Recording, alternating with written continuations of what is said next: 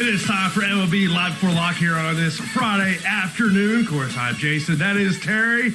Terry, how you doing? We have not talked since my Rays eliminated your Yankees, so feeling pretty good over here. I was wondering if that was going to come up, or at least how soon into the show that would come up. That was pretty quick, a little quicker than I had. Yeah, doing pretty good, man. It's been a little tough. I didn't know they played baseball after the Yankees were eliminated, but now that I'm covering it, apparently they do. The postseason keeps on going, so who knew? But it's been a rainy, nasty kind of week here. So a lot of indoor time, a lot of just kind of sitting around lazy, but doing good. How about you? I'm doing good, man. It's nice and hot here in Tampa. I think I was talking to somebody from the Packers earlier today, and they're like, "Oh, what's the weather in Tampa?" I looked at my Apple Watch. I go, 88 degrees. He's like, "Good Lord, I wish I had that weather." I don't. But especially the poor Packers guy. I'm sure what's he sitting up there in like 22 degrees now that it's mid-October.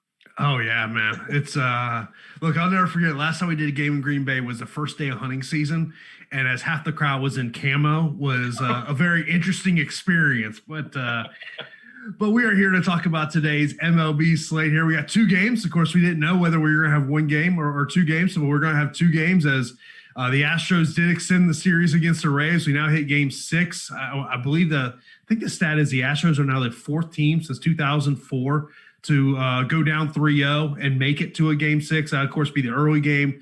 Late game is between the Dodgers and the Braves. We'll see if the Braves close this one off. I would pretty much imagine the MLB executives in New York are really hoping for not a Atlanta-Tampa Bay World Series. You'd have to think so. I would really think. I mean, they've been two of the best teams in baseball. Like baseball-wise, that would be a heck of a good series, I think. I think that would be a lot of fun. But, yeah, from a market share and a name recognition and just, we want to put this out there, I can't imagine that's really what they want. So, and hey, I commend your restraint there by not mentioning the 3-0 Red Sox comeback over the Yankees. Thank you very much for that one. In that little, well, that was the highlight they had on the screen when they were mentioning that stat. I'm sure it was. But obviously, looking at these matchups tonight, let's first off talk about the pitchers in terms of this one. You got Valdez going for the for the Astros, 8,300 on DK, 9,500 on FanDuel. Blake Snell for the Rays, 8,700 on DK, 9,200 on FanDuel. Dustin May, 7,200 on DK, 7,800 on FanDuel. And then AJ Minter getting the start as the opener for the Braves, 4,000 on DK, 5,500 over on FanDuel. Let's start off with, AJ Minter. I guess we can kind of start off there, the low end of the pitcher. Opener and any – I get obviously more on the DK side of things, but have any interest in taking a flyer on him? I don't think so, just because I don't think he's going to be an opener who's going to give us more than an inning. He might go an inning and a third. I looked through his entire career game log. He's been in the league since 2017. This is his first start ever, first opener appearance ever. So he's never done this before. He has never gotten 6 outs in his career. He's never gone 2 innings before. The most he's gone is 1 2/3 innings, 5 outs, and he did that this year on August 30th. Before that, he had never gone more than an inning and a third. I just don't expect him to put up enough, to see enough hitters to give us a reasonable score. He's an okay strikeout option, 28.2% strikeout this year, 27.9% for his career. So definitely a quality strikeout guy. Unless he goes in there and strikes out all 5 hitters that he faces, I don't think he's going to put up the score for us. And it's still a tough ask, even against these Dodgers. Part of the blurb on MLB and their little probable pitchers page was, they're going to start Minter because they want to get the lefty versus the top of the lineup. Mookie Betts and Justin Turner really struggled against lefty pitching this year. While that might be true that those two struggled a little this year in a weird 60-game sample, Mookie Betts' career against lefties, 297, 379, 509 slash with a 212 ISO and a WRC plus 33% above average with an 11.9% strikeout rate. Justin Turner versus lefty, 278, 364, 464, 185 ISO, 26% above average creating runs, 14.7% strikeout rate. These are two excellent hitters against left-handed pitching. So that is not the narrative to chase here. I understand what the guy was getting at from MLB.com. If he's out there listening to us, I'm not attacking you, but that is not what's going to happen here. So I don't want any part of Minter as a pitching option. And I think the top of that Dodgers lineup could get out against him early here. And then I think we're probably going to see some innings out of Josh Tomlin. And then God knows what else out of that Braves bullpen. We might get Oscar Inoa for an inning or two, even though he went 4 the other night. So it's going to be tricky, but I think the action is definitely more on the Dodgers side of that one. Yeah, someone was asking about Tomlin of how much we're going to see him. I guess, maybe if you're at a showdown, if just playing that game of do you look at Josh Tomlin at all? I mean, he's probably the guy who I would think, as long as he's going relatively clean, is going to maybe see 3-4 innings. I would expect him to be the immediate follower after Minter. He's just not that good. He's kind of a mediocre pitcher. 4.39 xFIP to a 4.76 ERA in 39 2/3 innings this year. 22.1% strikeout rate this year, 19.4% career. He doesn't walk a ton of guys. He's a 4 or 5% walks guy. But he gets by on an 86-mile-an-hour cutter that he throws half the time, 26% usage on a curveball, and then kind of a flat four-seamer that he uses 20% of the time. This Dodgers lineup against righties, best in baseball with a 240 ISO, most home runs in baseball by a significant margin against righties, 126 WRC+, 20.2% strikeout rate. It's just a tough spot for a righty pitcher. So I don't love the spot for Tomlin even coming in. I think if you're looking just to grab a few innings out of the Braves bullpen, that's probably the safest guy to see 3 innings, but I just don't think it's a good DFS spot for us, really. I don't see him accruing a bunch of points. I don't see him striking out a lot of these hitters, and I think he's in a lot more trouble than they would be facing him. Right now on your screen, you see Jordan's got the top stacks tool, which is our free premium content of the day. You see, what we're seeing as a top stack percentages, whatnot there. So you definitely got to check that out over at Awesemo.com. Dustin May, 7,200 on DK, 7,800 on FanDuel. What's your thoughts on Dustin May? I like May. He's a pitcher we've kind of had our eye on all season. We've talked about him a few times. He had those really crazy highlights with his 100-mile-an-hour two-seamer striking out Manny Machado earlier in the season, where the ball broke from one coast to the next essentially, and it was just sick pitch. But he finished out the season with a sub-20 strikeout rate, which I found a little bit surprising. He was good, for his rookie season. He had 19.6% strikeout rate. You'd like to see that go up, and I think it will. He was a mid-20s-ish kind of a guy in the minors. Over 56 innings this year, 3.98 xFIP to a 2.57 ERA. Got a little bit lucky with a 234 batting average on balls when play against. So the hitters were hitting him at players, and he was benefiting a little bit from luck and defense. And he's going up against that Braves lineup that we've talked about a lot against right-handed pitching. 221 ISO, 125 WRC+ this year against righties. They've just smashed right-handed pitchers all year long. They were second in home runs to that Dodgers team that I mentioned. They had 86 home runs against righties this year. Dodgers had 91. So these two offenses are right there. I think May is definitely a lot more in play than the Braves pitching staff, though. I was getting to him a decent amount in crunches. He was my second highest owned pitcher on DraftKings, but really that's a tie between the 3 obvious guys on DraftKings because I set their exposures the same for that crunch. So I was getting to a decent amount of them over there, and then removing my filter now. He was my second highest legitimately on FanDuel, where I was getting him around 36% of the time. So I'll definitely would have some May in this matchup. I like his upside. I think he's probably going to be capped around 5 innings, and then they'll get into that Dodgers pen if they've got the lead. So that's around where I would expect him. But I think he can give us a decent game in that stretch. Now, looking at the pitching in our early game of Valdez and Snell, mentioned on the price right here as we start talking about the pitching here. I've already seen some comments over in the YouTube chat about fading Blake Snell. I mean, look, I think we all know the concerns with Blake Snell. Pitch count gets up. Maybe he only gets you 5 innings. You would love if he get you to the 6th inning, but the odds are that's not going to happen. 5 innings, what you're going to get. So to me, always with Blake Snell is, can he get enough strikeouts to pay off the price? Yeah, and that's going to be the big question. We saw him. I think the pitch count is there. I think we're fine on pitches. He went 105 pitches. That's what he needed to get through 5 innings the other day. But yeah, if he's got that kind of a start, then it absolutely just becomes about, all right, in that 5 innings, how many of these guys is he sitting down? How many runs is he giving up? Which kind of boils it down to a very obvious discussion on pitching for pretty much any slate in any spot. But that's really the truth of it here. So putting him in at exactly a 5 inning projection, I still get around a 6 strikeout projection for him. So I still like his upside here, even if he only gets 5.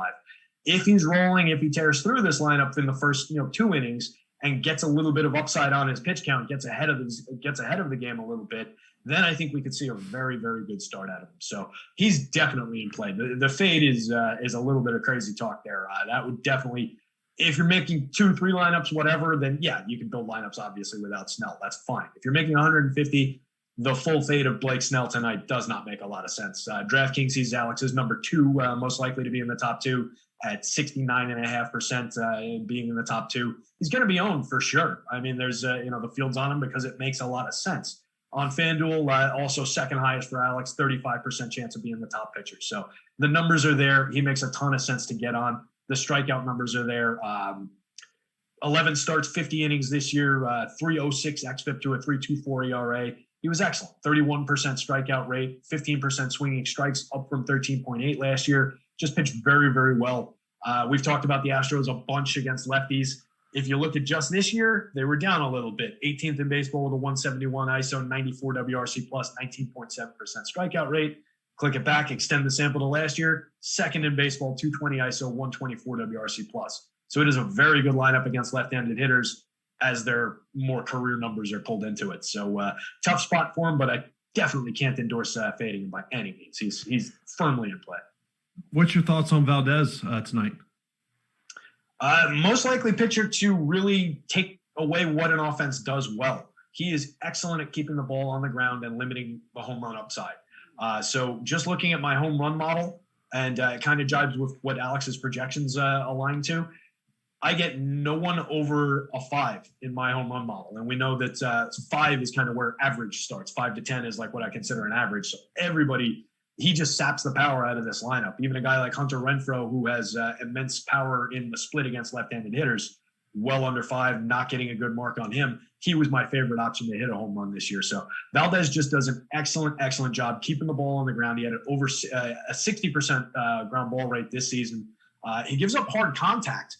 When the ball's hit, it's hit on the ground very hard. So if he misses a spot with one of them, we could definitely see one of these Rays go deep on him. They were 4th in baseball with a 217 ISO and a 124 WRC plus this year against lefties. So they've got some pop in the spot, but they struck out 28.1% of the time. And he had a decent strikeout rate this year, 26.4% strikeout rate this year, up from 20.7 last year. So probably a little bit of an aberration there in what he was doing, but he was striking out 13.4% swinging strike rate. So he's got some good stuff. They strike out a lot in the spot. I like the spot for Framber Valdez. Yeah, I will tell you, I have had the Rays bats have killed me in DFS. They have just killed me, and I'm going down that trap once again of Brandon Lau again. Guy, maybe he's done something to get out of this slump, but we'll get into him here and all these bats here momentarily. But of course, this is the MLB Live for Lock show here on October the 16th, and we are sponsored by No House Advantage, who is taking a different spin on daily fantasy sports by offering player prop contests across MLB, NBA, NFL, and PGA for cash prizes. This is a peer-to-peer fantasy sports platform. The best part, you can join for free. Just download the No House Advantage app and check out the daily prop contest without having to deposit a dime. And when you are ready to make your first deposit, No House Advantage will match up to $20 in free play when you use the promo code Awesemo. Refer a friend and get $5 more after their first deposit. Beat your friends, not the house, win big with player props today. Looking at the player props over at No House Advantage today. So I pulled the two pitchers, Snell and Valdez. You going over under 6.5 Ks on each of them. 6.5 on Snell and Valdez, right? So I would go under on Valdez. 6.5 is tricky. I've got. I feel like that's a good number. Under on both. It's tricky. Say that again. I felt like that number. Like if you said the number was 5.5 on Snell, I would pound the over. Yeah. Yep. I'd definitely be on that. And that's like right where his projection falls for me. It's in that in between spot. So that out of the two, that would be the one I would lean into for the strikeout projection. Framber could get there. It's a very good number for Framber because of that strikeout rate that I mentioned that the Rays have. So that upside is there, but I think we trust Snell as a strikeout pitcher more. So that's what my numbers are kind of coming up as. So I would pick Snell out of the two, but both of them are coming up slightly under it for me in my projection. So then I went and pulled 2 hitters, one from the Rays, one from the Astros. So we take Brandon Lau and Jose Altuve. This is for each of them. 2.5 hits plus RBIs plus runs. With Brandon Lau, you might as well just take the under at this point. I mean, the guy just can't hit the ball right now. But if he hits me a 2-run homer, I get it, right? That's true. I only need 1. So that's tricky. I mean, I don't get a good home run mark on him. I don't, we talked about that with Framber taking the top off the home run upside for these guys. So I think I would probably lean Altuve on that. He's come around a little bit overall on his numbers, finished the year out 219, 286, 344. Very, very un-Jose Altuve-like. But this is a hitter with a tremendous track record, good side of the splits. We know he's got a little bit of pop, so he can hit one out of the park and cover it that way. Or he could do it with just a couple singles, scratching out a few singles and scoring a run does it. So I think I would like the Altuve side of that one a little bit better. But you do have the possibility, the Rays get into the bullpen and Lau puts one over the wall for a 2-run homer and gets it that way. So that's an interesting bet. I like that one. And now let's look at the bats here tonight. Let's and of course we mentioned about our top stack tool is a free premium content of the day over at Awesemo.com. Let's first off talk about the Astros and the Rays. Pretty much what you would expect the lineup to be out of both of these teams.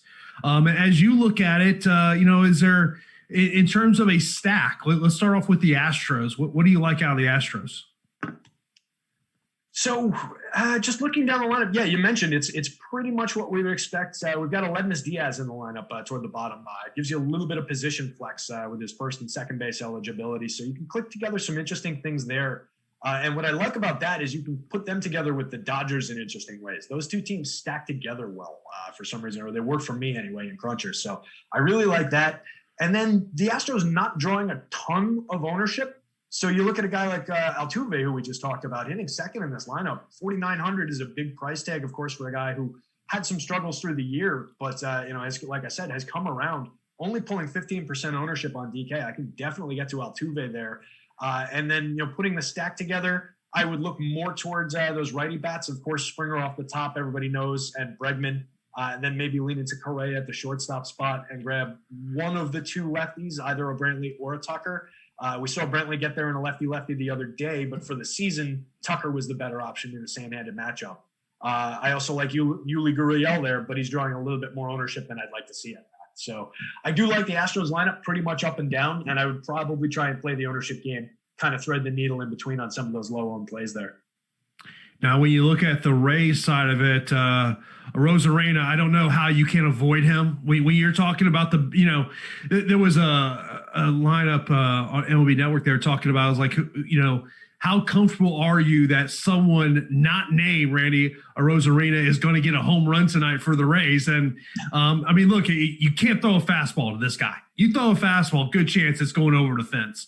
But you mentioned about Renfroe a little bit earlier. Obviously, salary relief there on both platforms. 3,200 on DK, 2,800 over on FanDuel. We mentioned a little bit about Brandon Lau. Any thoughts on taking a stab at Mike Zunino just because of the home run possibility? Yeah, look, the home run upside's always there with Zunino. We know that. We saw him hit one out to the warning track. I think when bases were loaded when he did that yesterday.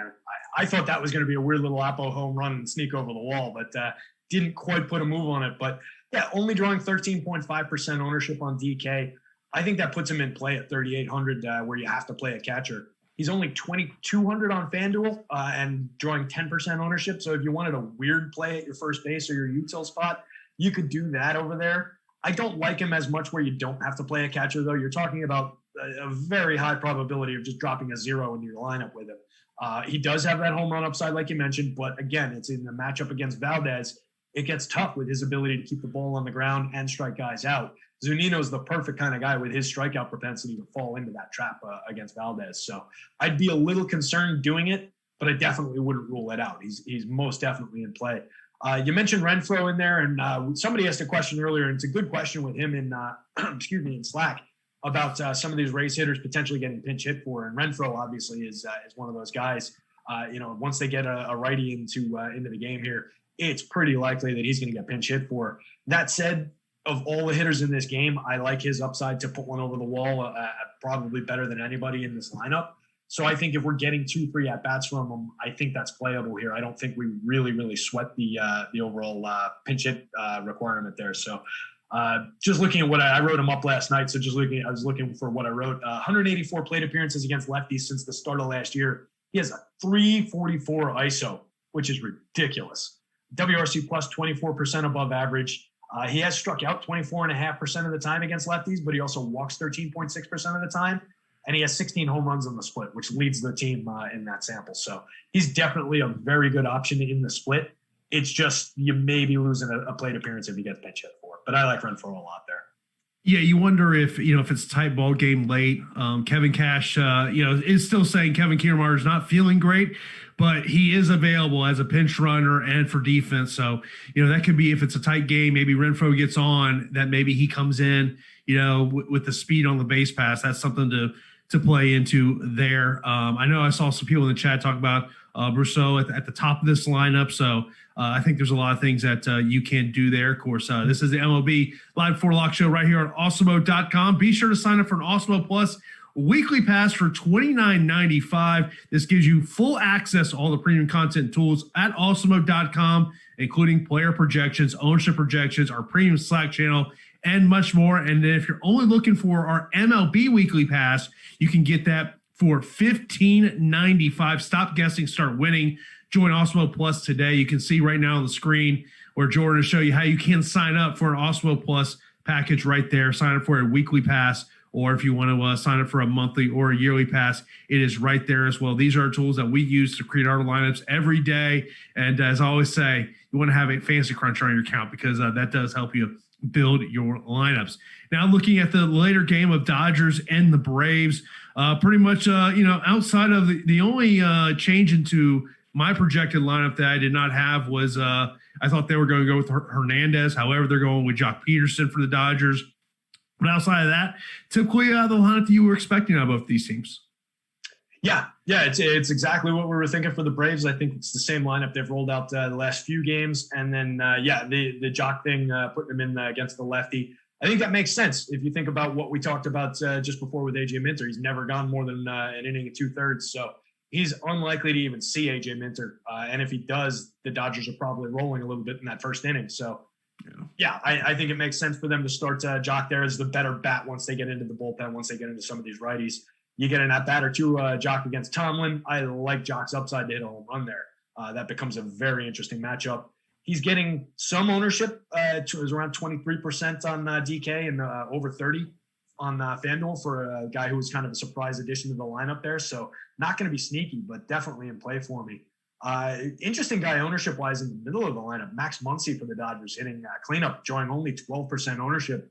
I'm assuming it's price-based, $5,100. A big price tag to pay for Muncy against the lefty. He'll probably see Minter once, but then you're getting into this bullpen early. So, and you're getting probably an at-bat or two against Josh Tomlin. So I like that price for Muncy, and I think he makes some interesting plays work for the Dodgers there with the top of that Dodgers lineup. Not getting much ownership on FanDuel either there.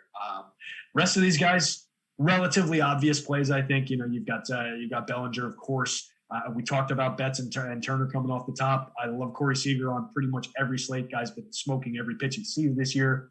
AJ Pollock, I bring up every time we talk because he just doesn't get quite the respect that he deserves, hitting around 7th in this lineup. Tremendous power upside, 16 home runs this year. So really like getting the Pollock there. Under 30% owned. So people are on him, but not crazy on him. So I think he's an interesting option there as well.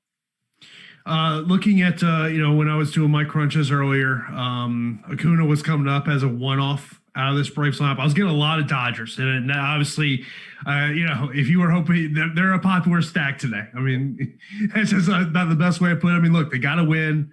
It's win or go home for them here. But they're obviously a pricey lineup to get to. Yeah, you have to spend up for this lineup. But, we're seeing on DK – for I think the first time in the 4-game or the 2-game rather paradigm here that we've had the last few days, we've got the Dodgers as 41% to be the top stack. So that's the first time it hasn't been pretty even. We've seen a couple teams creeping up around 28, something like that. But for the most part, with these 4-team options, it's been relatively split fairly evenly. This time around, the Dodgers, as far on DK, 41.6% chance of being in the top 2. So Alex really likes them there. The public is obviously going to be on them, but they make a lot of sense to pay up for. So it's a matter of looking at how you can build and how you can get a little bit different with those guys. And maybe you look to one of those bullpen arms from the other game, even if you're, if you're thinking of trying to stack the expensive hitters here. There are guys who are probably going to see some time out of that Tampa bullpen or out of the Houston bullpen, and if they get into a situation where they're ahead and they want to put the game away. So there's some options to be sneaky that way and build unique lineups on DK. It's nowhere near as in play as it was yesterday with 3 legit openers going. And then, of course, one blew up the slate by pitching 5 innings, but whatever. So I think there are interesting things to do with the Dodgers lineup despite the price. I think you can kind of thread in and out of it and build to some decent constructions here. Any thoughts on say 6 through 9 on the Braves of sprinkle them into your stacks? Yeah, I think so. Definitely Swanson and Riley will be more than sprinkled. They'd be key pieces of my stacks. We've talked a lot about the Braves' quality against right-handed hitting or right-handed pitching, and those are 2 guys who definitely show it. They've got good power upside. Swanson had a tremendous year all season long, so both of those guys definitely would be in play for me. Not getting a ton of ownership on FanDuel, and actually Riley right around 10% owned on DK. I like that a lot. Markakis, not as much, but he's cheap, so he can definitely build into some stacks. And then Pache down there, only drawing around 6% ownership. Like him a lot as a wraparound option. He's only 3,100, works to do a lot of things to free up some salary for the top of that lineup. And his skill set is on base and speed. So, I mean, he's a kid who we can see get on base and score some runs and get driven in by the top of that Braves lineup there. So I like him a lot as a wraparound option. So definitely would be intrigued by building with the back end of that Braves lineup and seeing how they click together with the rest of those guys. Joe, I appreciate you in the super chat saying for GPP and cash, his last outfield spot, Springer or Rosarina. Man, that's an interesting one.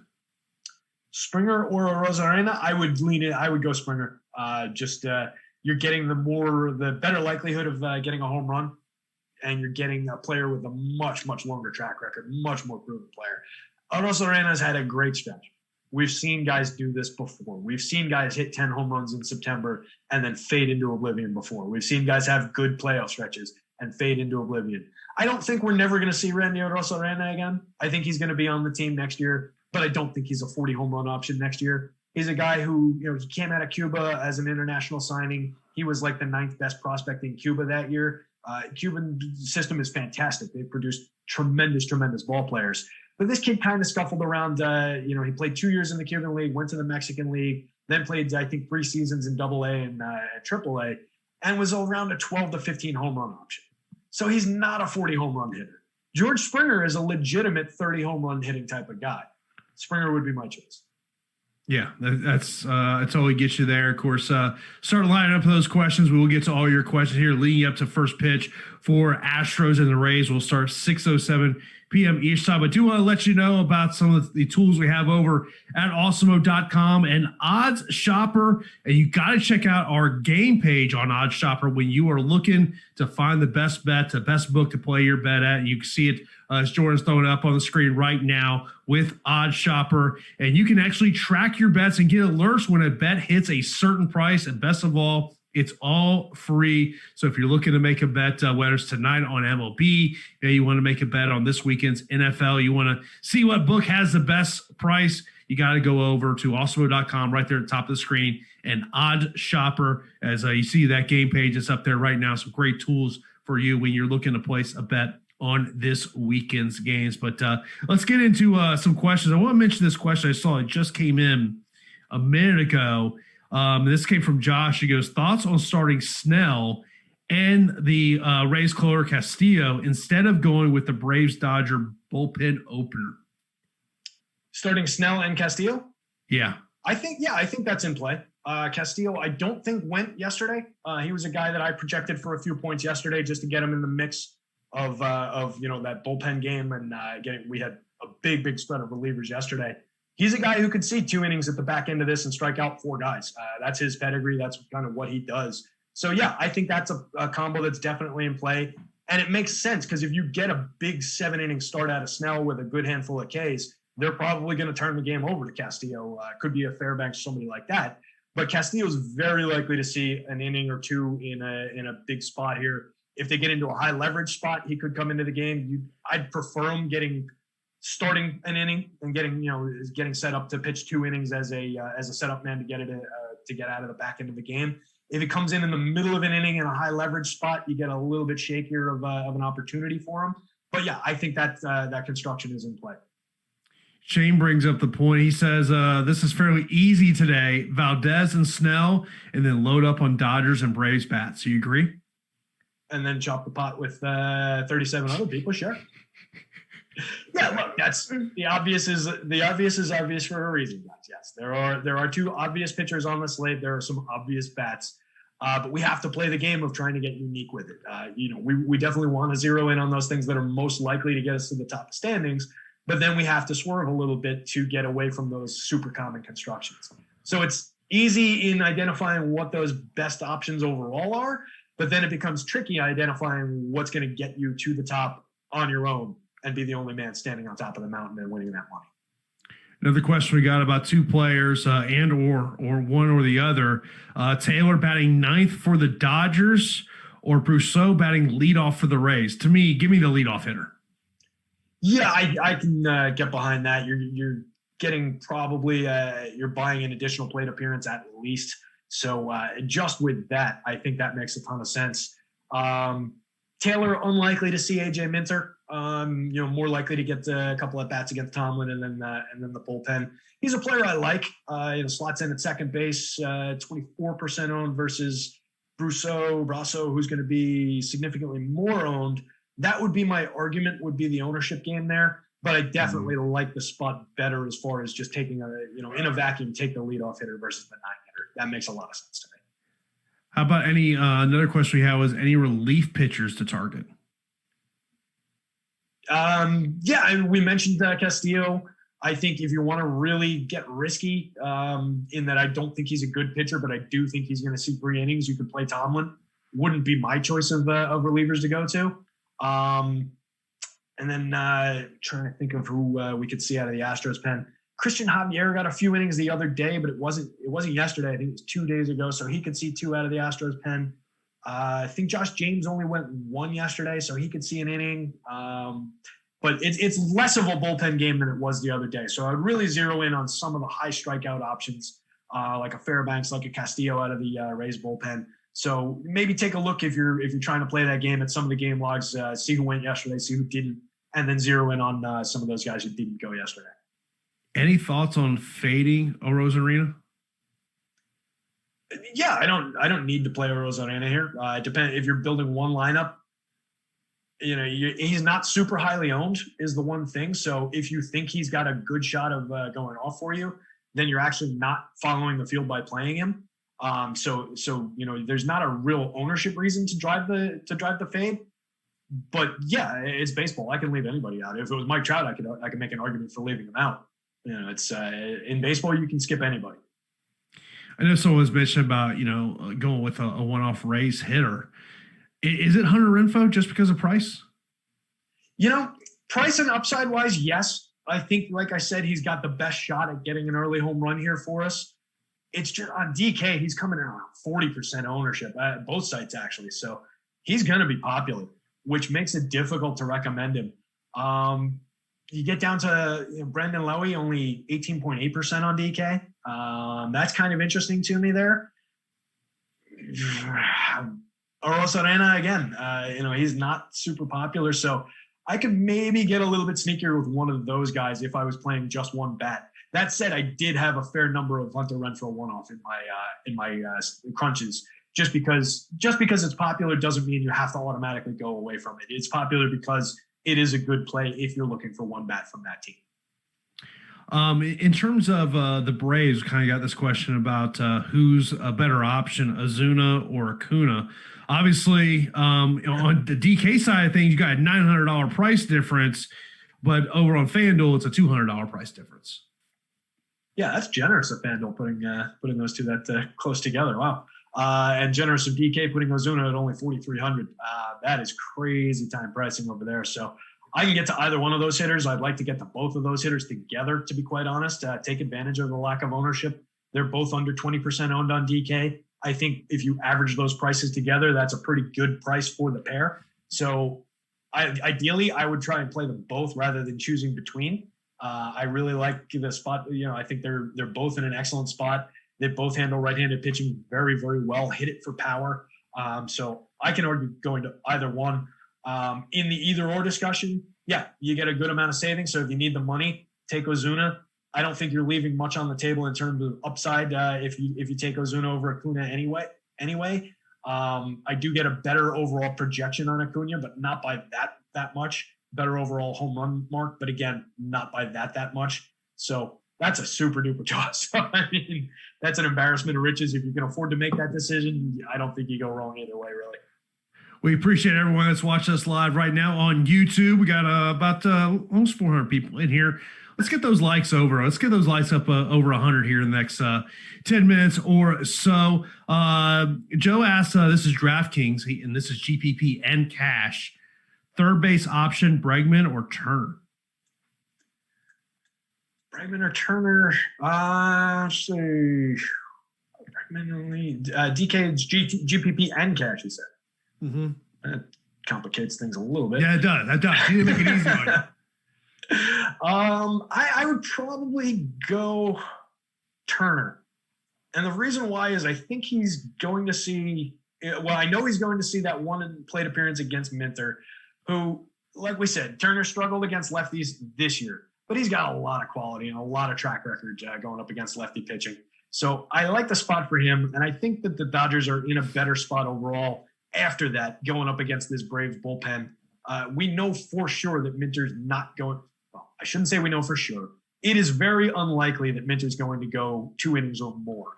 So even if he does smoke the top of the lineup the first time around, they're probably going to get a few plate appearances against Josh Tomlin, against the back end of this Braves bullpen, where Bregman is most likely going to see a few plate appearances against Blake Snell, which is a much, much tougher matchup. So give me Turner now. Another question here.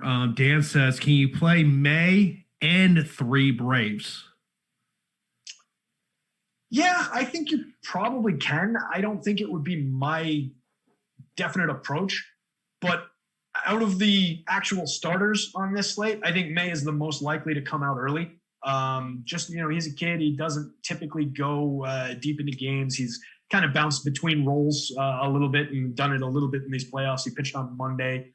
I got, I think, 2 innings out of the pen on Monday. So, yeah, I think you can. And you're basically playing for the upside of, all right, May's going to see 5 innings, strike out 7 guys, and then go sit down, and then these Braves are going to get to the Dodgers' pen. It's a very thin needle to thread. It's pretty tough to ask for that for your construction. So it would be a limited play. It's not something I would do if I'm building 3 lineups. But as 1, 2, up to 5 lineups out of 150, if you wanted to do it, yeah, I can see it. It's baseball. It's a 2-game slate. You got to get weird in a couple ways. So I think that has some upside to it. It's not the biggest negative EV play on the slate.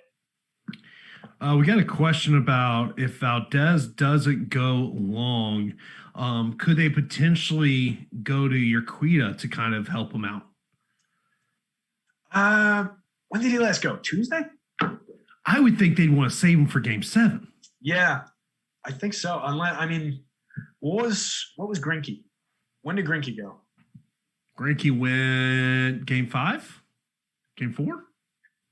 That's going to be the key question as far as that goes. Because if they think they can get 3-4 innings out of Greinke in a Game 7, then I think they would probably go to Urquidy here. Yeah, Greinke went Game 4. Yeah, so he just went on Wednesday. Urquidy went back on Tuesday. I think, yeah, it's more likely that they're going to want to save Urquidy for tomorrow for a Game 7. But if it's a do or die spot and they need it, then they could definitely go to him. He'd be the guy they go to in that spot where it's the 4th inning. It's a tricky spot. Yeah, they'll bring in like a James or somebody to get out of the high leverage spot and then turn it over to Urquidy in the 5th or whatever, and hope he gets through 5, 6, and 7 for them. So I could see that narrative playing out, but I think it's again another less than likely scenario, because kind of like what we saw with Snell yesterday, we were talking about, Snell might get some innings out of the pen, but more than likely they're going to want him for either one high leverage inning at the end or most likely for this game today. Which is how it turned out. So I think that's kind of the same game we're playing with Urquidy there. You might see him, but more likely you'll see him tomorrow.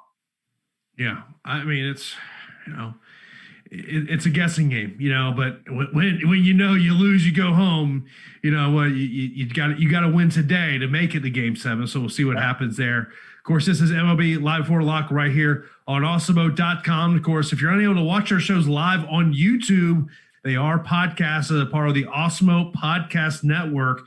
And if you leave a 5-star review, you can be entered into a monthly draw for a free Platinum Plus subscription. Make sure to leave your Twitter handle or Awesemo username so we can contact you. Of course, you can always check out those shows. Of course, shows all coming all this weekend long to get you ready for the college and NFL games this weekend. Plus, we've got MMA tomorrow for myself and Josh will be a part of MMA Live before lock tomorrow. So if you do have any questions about today's games, be sure to line those up. For anyone just kind of joining us, I know this kind of questions come up a little bit here, is about relief pitchers that potentially target the playing contest.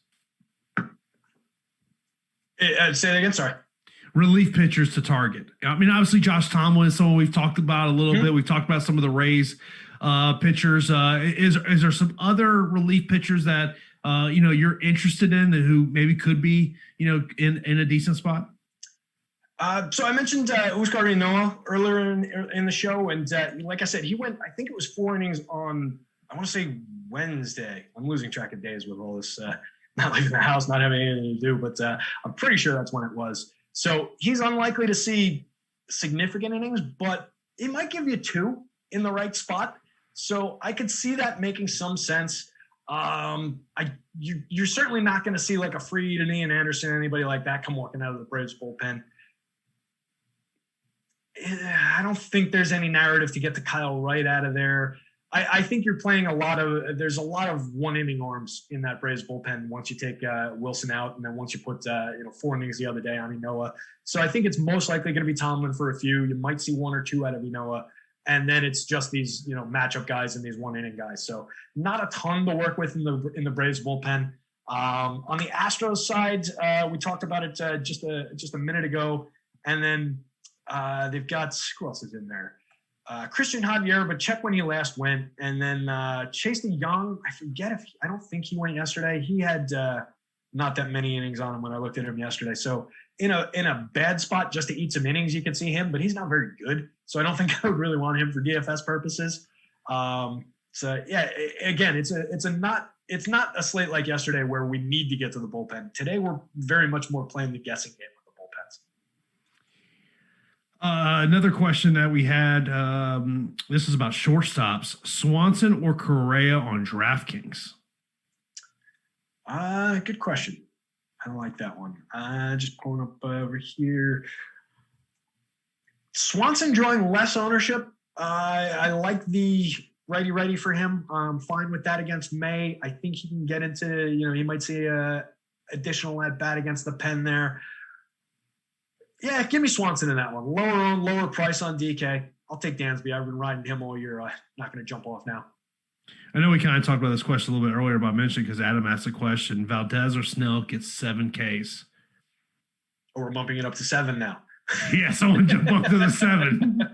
Didn't we do this for 6.5? I have the same opinion as I had about it for 6.5. I think Snell's the more likely guy to get there. I have them both projected slightly under 6.5, which means I have them both projected under 7 as well. Yeah, it's 6.5. I think is a really good number. Obviously the Dodgers, we mentioned about top stacks is our free premium content over at Awesemo.com. Of course, everyone's going to be on the Dodgers. I almost feel like we're not talking about the Braves stack enough. Yeah, I can echo you that on there. That's one I would definitely be making sure that I get to. Just to hammer it home one last time, they are excellent against right-handed pitching, and they have been all year long. third in baseball with a 221 ISO, 25% better than average creating runs against righties. They strike out a little bit, 23.1% of the time in the split, but they walk 10.1% of the time. Second in baseball with 86 home runs in the split against the team, second to the team that they're playing against. So we could see some pop in this game for sure. We could see a few home runs on both sides. But yeah, with the ownership numbers that they're getting, I like the Braves, that spot for the Braves there. Dustin May is good. He's an excellent young pitcher, but we mentioned he wasn't over 20% strikeouts this year. So he might have some issues with this team, and they are not the biggest, craziest strikeout team, 23%. There's some strikeouts there, but there's also a lot of quality hitters. You start from the top, Ronnie Acuna and Ozuna we mentioned as, 1 and 3 in the lineup. And you've got Freddie Freeman, just left-handed destroyer of worlds against right-handed pitching, hitting second in that lineup.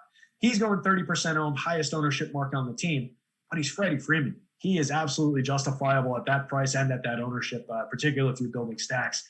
And then with everybody else in the lineup around like 15% ownership, yeah, I like the option for the Braves there. So if I was scrambling to build some late lineups, I would be grabbing some Braves out of my, maybe filter FC down to Braves and grabs, 15, 20 and toss them in. Dylan asks, favorite second baseman on FanDuel? Favorite second baseman on FanDuel. All righty. Boy, let's see. That gets tricky. Give me probably... Well, yeah, give me Jose Altuve again. Okay. Only 15-ish% owned. He's 3,900. Brosso's a lot cheaper, but he's a lot more popular. Yeah. And then, you get into Taylor hitting ninth. Don't love that. Albies would be the – oh, no. I'm sorry. It's not Altuve. It's Albies. Albies is under 10% owned, 3,700 hitting the middle of that Braves lineup. Switch hitter, too, so he's not going to see any platoon issues. It's Albies over Altuve, but those would be the two second basemen. Someone asked him about Nick Markakis. I think we kind of briefly touched on that a little earlier. Yeah, we cruised over him. He's fine. He's an okay guy. Missed part of the early season with opting out of the season originally. Finished 141 plate appearances, 254, 312, 392, 11% below average WRC plus. But last year, 469 plate appearances, 285, 356, 420, 2% above average WRC plus. Hasn't hit for a ton of power the last couple of years. Only 9 home runs last year, only 1 home run this year. But he's fine. Not a lot of people going to be on him. Helps you save money. Someone mentioned about a Brave stack, with a 9-1-2 Apache, Acuna, and Freeman. Yeah, I like it. I can definitely justify that on either site. Pache, Paper Mache, whatever his name is not drawing a ton of ownership on either site. So like I mentioned earlier, his skill set is basically getting on base and speed. So you can put him and he doubles as a leadoff hitter in front of Acuna and Freeman. So definitely like that. Of course, we're about 3 minutes away here before lock. So if you do got any last minute questions, whether it's on YouTube or in our premium Slack account, do hit those up right there to get you ready for it. I was just kind of putting some of my final lineups in together. I have way too many Rays hits. Batters. I have way too many Rays batters. I have way too many. What a homer, this guy. Jeez. His team's cruising through the playoffs, and all of a sudden he's on the bandwagon, throwing him into DFS.